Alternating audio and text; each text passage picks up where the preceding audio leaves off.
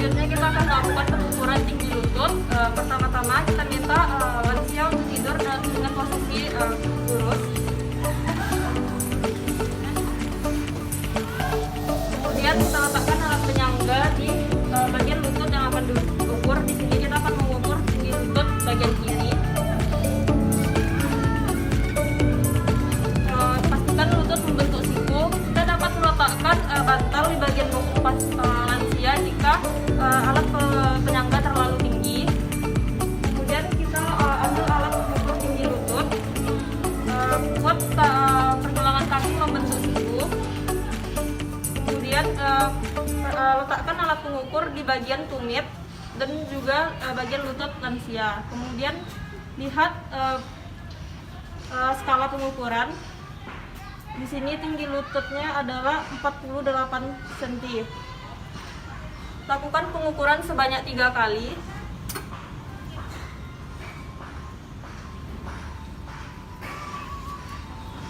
Pengukuran tinggi lutut ini dilakukan adalah hanya untuk mengestimasi tinggi lutut lansia yang tidak dapat berdiri secara tegak. Kemudian pengukuran juga dapat dilakukan dengan posisi duduk. Silakan duduk, Kak.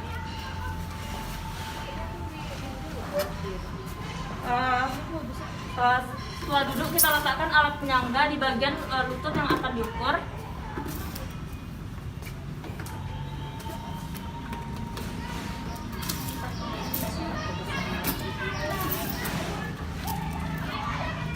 Bentuk kaki hingga membentuk siku. Kemudian lakukan pengukuran dari tumit hingga ke lutut. Pastikan tumit membentuk siku-siku. Kemudian lakukan pengukuran. Di sini tinggi lutut adalah 48 cm. Lakukan pengukuran sebanyak 3 kali. Setelah kita melakukan pengukuran dan sudah mendapatkan hasil panjang lutut, kemudian lakukan pengukuran sesuai dengan rumus pengukuran tinggi lutut.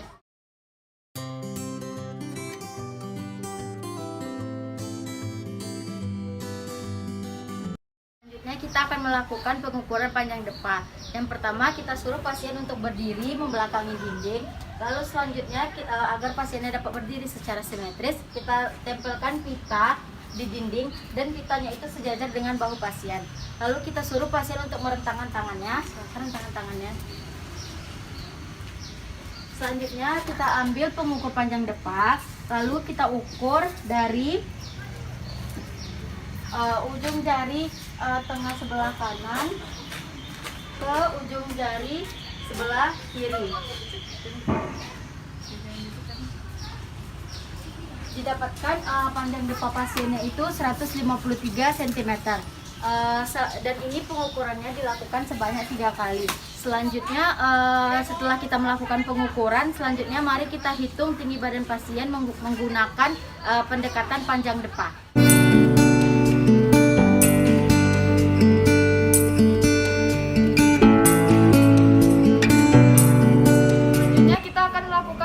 Tebal lemak bawah kulit menggunakan alat yaitu skin fold caliper.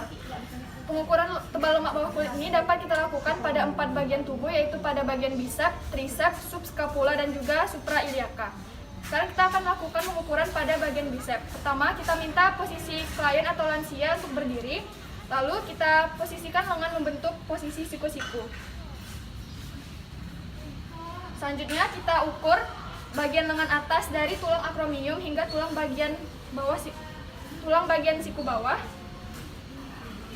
Kita tandai bagian pertengahan.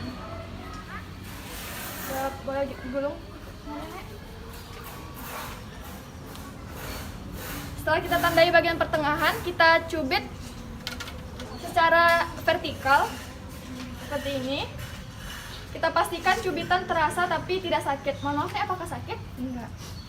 Selanjutnya kita ukur menggunakan alat yaitu skin fold caliper.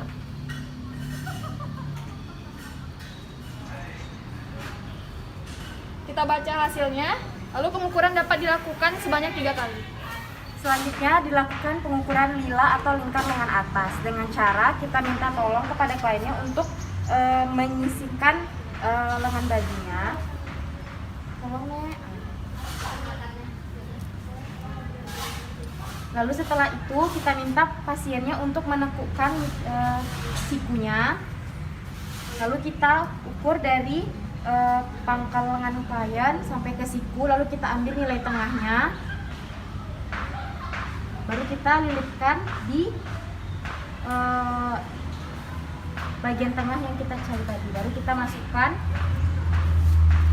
dan didapatkan di sini lingkar lengan klien adalah 25 cm.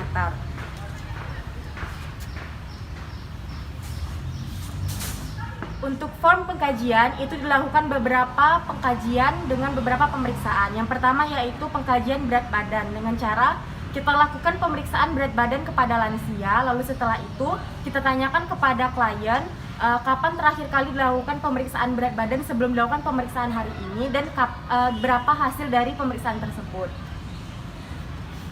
Baik Bu, Nek, kemarin terakhir kali kapan ya dilakukan pemeriksaan berat badan? Kayaknya bulan lalu ya. Kalau boleh tahu kemarin terakhir kali pemeriksaannya berapa ya hasilnya? Nenek kurang ingat sih nak. 50 kalau nggak salah. 50 Iya. kilogram. Tadi pemeriksaan berat badan dilakukan, pemeriksaan berat badan nenek sekarang 54 ya Bu ya, Nek.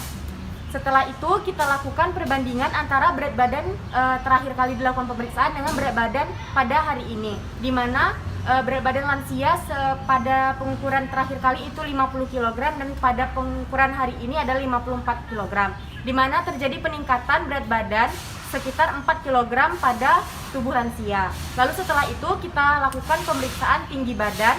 Lalu setelah itu, setelah kita mendapatkan hasil berat badan dan tinggi badan, kita lakukan perhitungan IMT dengan melakukan perbandingan antara berat badan per tinggi badan kuadrat dalam meter sesuai dengan aturan antropometri Kemenkes Republik Indonesia, di mana hasil dari IMT-nya adalah 21,09. Untuk IMT dewasa itu normal.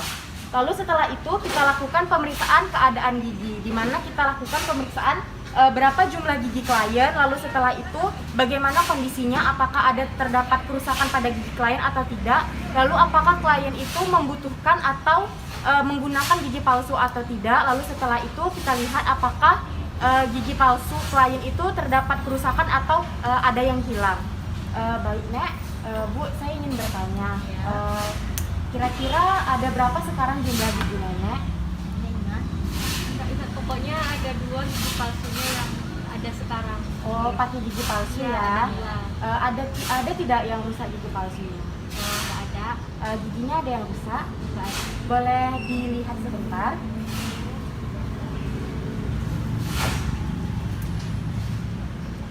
Ya baik Nenek ya.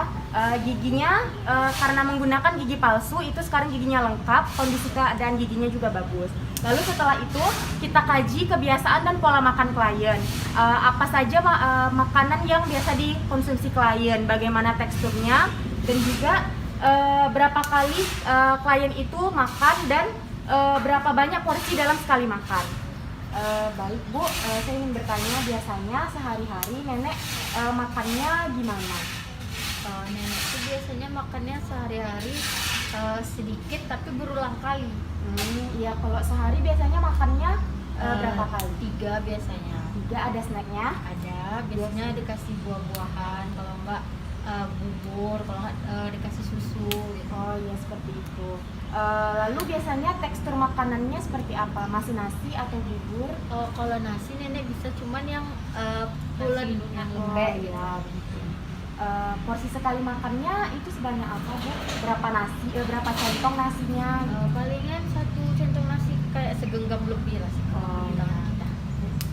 Lalu setelah itu kita nilai dan budaya makan klien itu seperti apa? Seperti apa saja makanan yang dipantangkan di klien, lalu seperti apa kebiasaan makan dari budaya yang dianut oleh klien.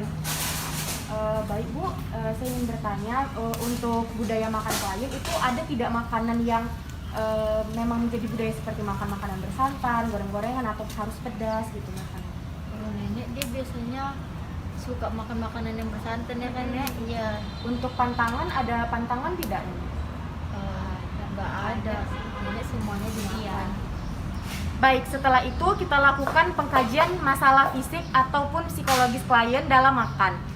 Yang itu kita tanyakan apakah klien itu mengalami penyakit atau tidak, lalu apakah penyakit tersebut menghalangi klien untuk mengkonsumsi makanan atau karena penyakit tersebut klien mengalami masalah untuk menelan makanan. Lalu kita lihat apakah penyakit tersebut mempengaruhi nafsu makan klien. Baik Bu, Nek, akhir-akhir ini Nenek ada mengalami sakit atau tidak? Nggak ada sih, sehat-sehat aja. Untuk nafsu makan bagaimana? Masih kayak biasanya ngasih makan. Nenek ada pernah mengalami gangguan menelan? Gangguan menelan nggak ada, cuma kalau mulutnya agak-agak harus pelan-pelan karena takut ada gigi palsu kan.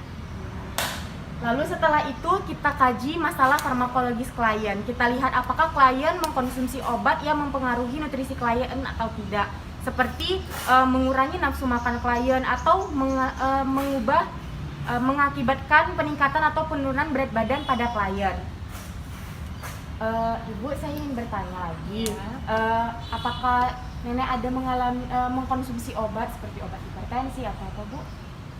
Ada obat hipertensi ada, soalnya tensi nenek sering tinggi, mungkin karena makan makanan yang bersantan ya itu aja sih.